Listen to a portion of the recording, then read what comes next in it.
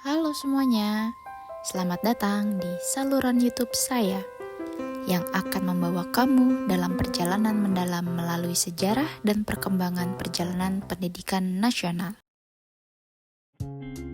Sebelum kita menjelajah lebih lanjut, perkenalkan nama saya Nada Karimah Fasya.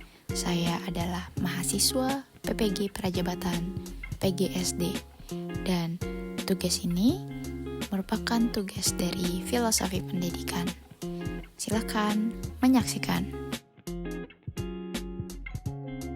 Ada yang tahu bagaimana pendidikan dapat berkembang hingga sekarang?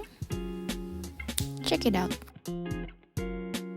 Menurut Raden Masuwardi Surjaningrat atau biasa kita kenal dengan Ki Hajar Dewantara, Bapak Pendidikan Nasional mengatakan bahwa pendidikan merupakan penuntun segala kekuatan kodrat yang ada pada anak-anak agar mereka sebagai manusia dan sebagai anggota. Nah, pendidikan di Indonesia telah melakukan perubahan dari waktu ke waktu dan masih terus disempurnakan hingga saat ini. Mari kita pelajari lebih jauh perjalanan pendidikan nasional. Pendidikan zaman kolonial 1816 sampai dengan 1945. Peralihan kekuasaan dari VOC ke pemerintah kolonial Hindia Belanda pada awal abad ke-19. Peralihan kekuasaan dari VOC ke pemerintahan kolonial Hindia Belanda pada awal abad ke-19 turut mengubah kebijakan pendidikan bagi kaum bumi putra. Pemerintahan kolonial mulai membuka sekolah yang diperuntukkan bagi kaum bumi putra. Akses pendidikan barat bagi kaum bumi putra bermula pada dasawarsa kedua, abad ke-19, tepatnya tahun 1816. Pada saat itu, terdapat sejumlah kecil elit bumi putra yang diizinkan bersekolah di sekolah-sekolah Eropa. Seiring dengan diberlakukan kebijakan tanam paksa, akses pendidikan barat bagi kaum bumi putra menjadi semakin luas. Pada tahun 1849, terdapat 20 sekolah bagi kaum bumi putra di ibu kota setiap provinsi. Upaya pemerintahan kolonial untuk mendirikan sekolah-sekolah bagi kaum bumi putra bukan tanpa alasan. Pendirian sekolah-sekolah tersebut pada dasarnya bertujuan untuk menunjang sistem tanam paksa yang memang saat itu tengah diberlakukan di Hindia Belanda. Pada tahun 1849 didirikanlah sekolah ahli kesehatan yang biasa disebut dengan Sekolah Dokter Jawa.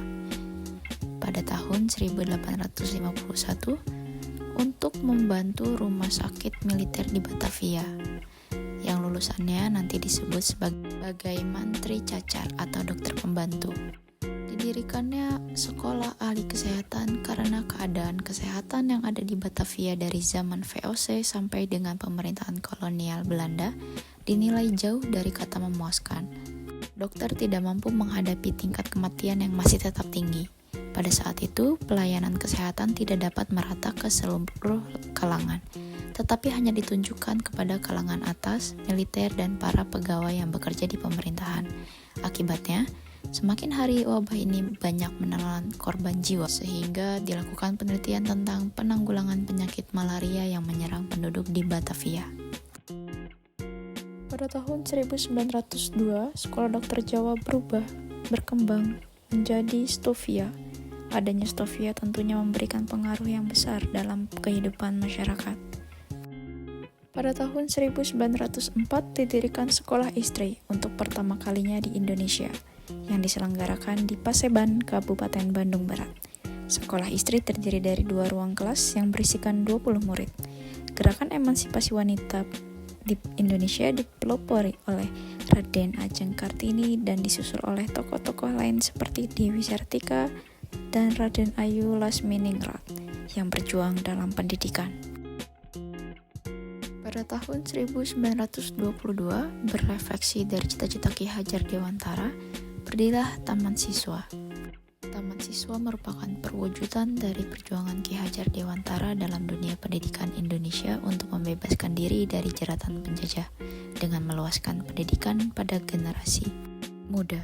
Pada tahun 1968 merupakan pendidikan Orde Baru. Hak untuk mendapatkan kesetaraan pendidikan tidak terpenuhi karena pemerintah masih mendominasi dalam pendidikan para pelajar. Pada tahun 1998 dimulailah masa reformasi atau masa perubahan. Perubahan yang paling signifikan adalah adanya otonomi daerah termasuk otonomi pendidikan. Pada masa ini, pendidikan diberikan ruang kebebasan untuk dapat berkembang. Indonesia mengalami perubahan mendalam dalam pendidikan, menggeser paradigma pembelajaran serta fondasi pendidikan yang sebelumnya terpengaruh oleh kebijakan kolonial. Hingga masuk abad ke-21, pendidikan Indonesia berada dalam era globalisasi yang menuntut adaptasi terhadap perubahan global. Kita telah sampai di perjalanan akhir mengenai pendidikan nasional Indonesia. Terima kasih atas perhatiannya, semoga bermanfaat. Terus majukan pendidikan Indonesia. Jangan lupa tetap semangat. Sampai jumpa. Dadah.